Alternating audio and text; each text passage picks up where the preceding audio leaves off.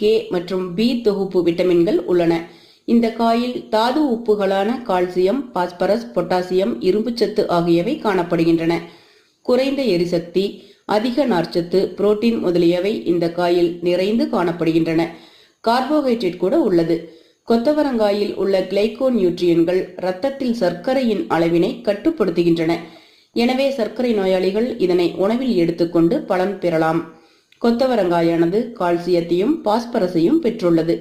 கால்சியமானது எலும்புகளை பலப்படுத்தி அவைகள் உடையாமல் பாதுகாக்கின்றது. மெக்னீசியமானது எலும்புகளுக்கு வலுவூட்டி அதன் ஆரோக்கியத்தை அதிகரிக்கிறது.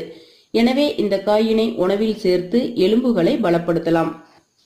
இதில் காணப்படும் நார்ச்சத்தானது இரத்தத்தில் கெட்ட கொழுப்பின் அளவினை குறைக்கின்றது.